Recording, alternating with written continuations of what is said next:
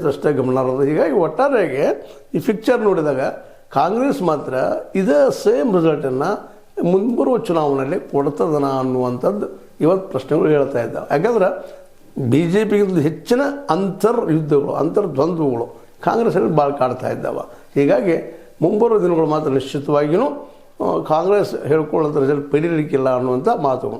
ಅದಕ್ಕೆ ಇವತ್ತು ಅದೇನು ಚರ್ಚೆ ಮಾಡುವಂಥ ಅನಿವಾರ್ಯತೆ ಬಂತದ್ದು. ಕಾರಣ ಇಷ್ಟ, ಇದೇ ರೀತಿ ಮುಂದುವರೆದ್ರೆ ಕಾಂಗ್ರೆಸ್ನಲ್ಲೇ ಅಂತರ್ಜಾಲಗಳು ಇದೇ ರೀತಿ ಮುಂದುವರೆದ್ರೆ ನಾ ಹೆಚ್ಚು ನೀ ಹೆಚ್ಚು ಅನ್ನೋಂಥ ಇರ್ಬೋದು, ಮತ್ತೊಂದು ಇರೋದು ಆದ್ರೆ ಖಚಿತವಾಗಿಯೂ ಕಾಂಗ್ರೆಸ್ಸಿಗೆ ಹಿಂಬಳಿತ ಆಗೋದ್ರಲ್ಲಿ ಎರಡು ಮಾತಿಲ್ಲ.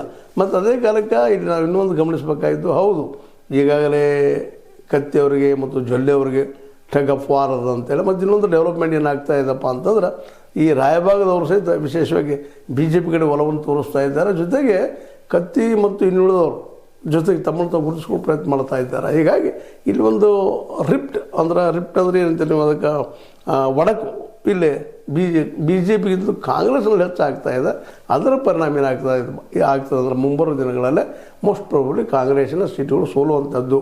ಮತ್ತು ಈಗ ಪಂಚಾಯತ್ದ ಚುನಾವಣೆಗಳು ಬಂದು ಈ ಸಂದರ್ಭದಲ್ಲಿ ಇಲ್ಲೇ ಯಾವ ಪಕ್ಷ ಯಾವುದೇನು ಅಂತ ಏನಿಲ್ಲ. ಯಾಕೆ ಈಗಾಗಲೇ ಡಿ.ಸಿ.ಸಿ ಬ್ಯಾಂಕ್ನಾಗ ಯಾವ ರೀತಿ ಆ ಥರ ಎಲೆಕ್ಷನ್ ಹಂಗೆ ಇಲ್ಲೂ ಆಗುವಂಥದ್ದು.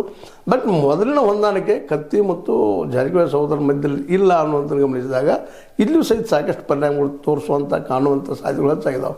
ಯಾಕಂದ್ರೆ ಬಿ ಜೆ ಪಿಗರಲ್ಲಿ ಒಗ್ಗಟ್ಟಿರೋದ್ರಿಂದ ಹೆಚ್ಚಿನ ಪ್ರಮಾಣದಲ್ಲಿ ಈ ಮುಂಬರುವ ಪಂಚಾಯತ್ ಚುನಾವಣೆಗಳಲ್ಲಿ ಆಗಿರ್ಬೋದು, ಯಾವುದೇ ತಾಲೂಕು ಮಟ್ಟದಾಗಲಿ ಜಿಲ್ಲಾ ಮಟ್ಟದಾಗಲಿ ಅಲ್ಲಿ ಇದು ತೋರಿಸುವಂಥ ಕಾಣುವಂಥ ಸಾಧ್ಯತೆಗಳಿದ್ದಾವೆ. ಬಟ್ ಈಗ ಮಾತ್ರ ಈ ಎಲ್ಲ ದೃಷ್ಟಿ